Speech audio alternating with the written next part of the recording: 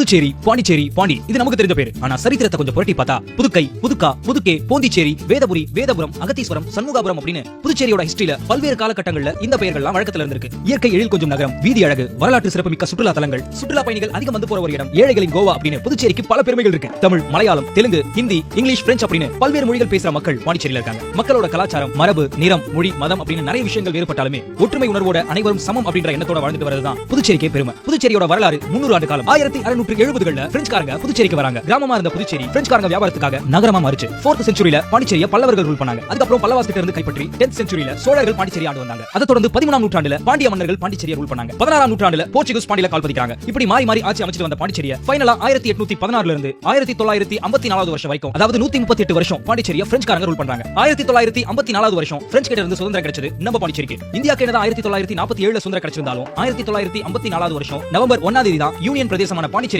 சுதந்திரம் கிடைக்குது. பாண்டிச்சேரிக்கு பல பெருமைகள் இருக்கு, பல ஐகான்ஸ் இருக்கு. அதுல முதல்ல எல்லாருக்கும் ஞாபகம் வருது ராக் பீச். ஜாலியா வாக் பண்ணவும் சரி, கூலா உட்கார்ந்து டாக் பண்ணவும் சரி, ரிலாக்ஸான ஒரு பிளேஸ்னா அது ராக் பீச் தான். பல மொழி பேசுற மக்கள் ஒரே இடத்துல இங்க பார்க்கலாம். முக்கியமா ராக் பீச்ல இருக்கிற காந்தி ஸ்டாச்சு பத்தி சொல்லி ஆகணும். உலகத்துல 70 நாடுகளுக்கு மேல மகாத்மா காந்தி அவர்களோட சிலை இருக்கு. மத்த நாட்டோட கம்பேர் பண்ணும்போது பாண்டிச்சேரியில இருக்க காந்தி சிலை தான் world's 3rd largest Gandhi statue அப்படின்ற ஒரு பெருமையை கொண்டிருக்கு. இந்த ஸ்டாச்சுவோட ஹைட் 13 feet. பாண்டிச்சேரிக்கு one of the major landmark அப்படினா அது ராக் பீச்ல இருக்கக்கூடிய காந்தி ஸ்டாச்சு தான். இதுக்கு ஆப்போசிட்ல பாண்டிச்சேரியோட ஃபேவரட் பார்க் இருக்கு. அதுதான் பாரதி பார்க். பாரதி பார்க்கோட சிறப்பே பிரெஞ்ச் வார் மெமோரியல், பாண்டிச்சேரி மியூசியம், கவர்னர் மாளிகை ராஜ்நிவாஸ்னு இதுக்கெல்லாம் சென்டர்ல அமைஞ்சதுதான். பிரிட்டிஷ்க்கு எதிர்ப்பா பாரதியார் இருந்த டைம்ல அவருக்கு பிரெஞ்ச் கவர்மெண்ட் தான் அடைக்கலம் கொடுத்திருக்கு. அந்த ஒரு டைம்ல மகாகவி பாரதியார் அவர்கள் தன்னோட வாழ்நாள்ல கிட்டத்தட்ட 10 வருடங்கள் பாண்டியில ஸ்பெண்ட் பண்ணிருக்காரு. அவரோட நினைவா தான் இந்த பார்க்குக்கு பாரதி பார்க்னு பேர் வச்சிருக்காங்க. அதுலயும் பூங்காக்கு நடுவுல கம்பீரமா நிக்கிற ஆய் மண்டபத்துக்கு ஒரு வரலாறு இருக்கு. மக்களுக்காக தன்னோட வீட்டையே இடிச்சு குளம் அமைச்சு மக்களோட தண்ணீர் பஞ்சத்தை போக்குன நடனமங்கை ஆய் நினைவா கட்டினதுதான் இந்த ஆய் மண்டபம். பல படத்தோட சாங் ஷூட்டிங்க இங்க எடுத்துருக்காங்க. கிட்ஸ்கான பிளே ஏரியா, நிறைய மரங்கள், ஸ்டாச்சூஸ், புல்வெளி அப்படின்னு இயற்கையோட சேர்ந்து மனச கூல் பண்ற ஒரு இடம்னா அது பாரதி பார்க் தான். அடுத்து பாண்டிச்சேரினா எல்லாருக்கும் ஞாபகம் வருது ஆரோவில் தான் இருக்கும். தமிழகத்துல இருக்கிற விழுப்புரம் மாவட்டத்துக்குள்ள ஆரோவில் அமைஞ்சிருந்தாலுமே பாண்டிச்சேரியை விசிட் பண்ற மக்கள் இங்க வராம இருக்க மாட்டாங்க.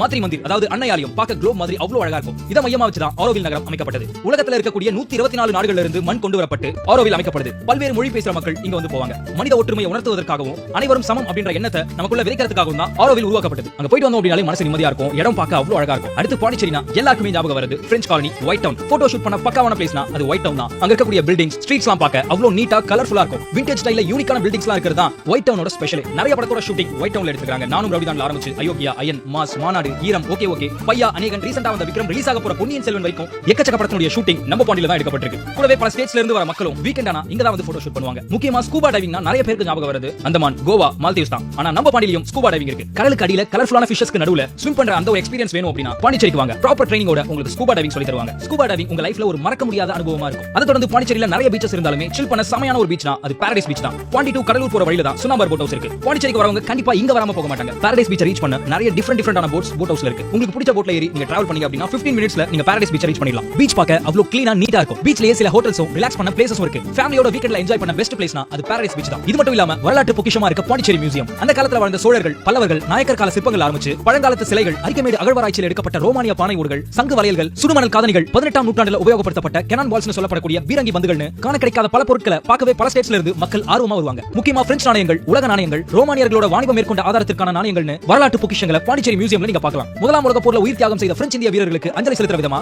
1971ல பிரெஞ்ச் வார் மெமோரியல் கட்டப்பட்டது. பாண்டிச்சேரியோட ஒன் ஆஃப் த ஐகானா இந்த பிரெஞ்ச் போர் நினைவு சின்னம் இருக்கு. இதை தொடர்ந்து மிகவும் சக்தி வாய்ந்த கோவிலான மணக்குள விநாயகர் கோவில் பாண்டிச்சேரியில ரொம்பவே ஃபேமஸ். அங்க எல்லாருக்கும் பிளெஸிங்ஸ் கொடுக்கிற லட்சுமி யானை, எல்லா மொழி பேசுறவங்க கோவிலுக்கு வந்து விநாயகர் அருள் பெற்று போறதுன்னு பாண்டிச்சேரியோட அடையாளமா மணக்குள விநாயகர் கோவில் இருக்கு. இன்னும் சுத்தி பார்க்க பல இடங்கள் இருக்கு பாண்டிச்சேரியில. எந்த ஊர்க்காரங்களா இருந்தாலும் பாண்டிச்சேரிக்கு வந்தா அவங்க சொந்த ஊர் மாதிரி கட்டாயமா ஃபீல் பண்ணுவாங்க. மொத்தத்துல சண்டே அன்னைக்கு மட்டன் இல்லையன்னு ஃபீல் பண்றவங்கள விட பாண்டியில இருந்து ரிட்டர்ன் போறவங்க ஃபீல் பண்றவங்க தான் அதிகம்.